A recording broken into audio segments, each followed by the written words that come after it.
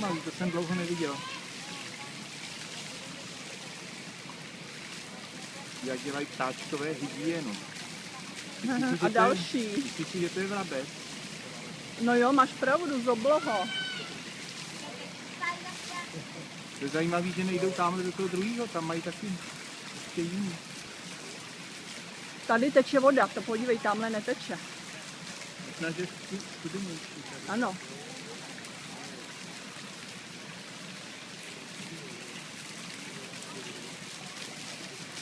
To leká je, podívej, ty lidi utekli.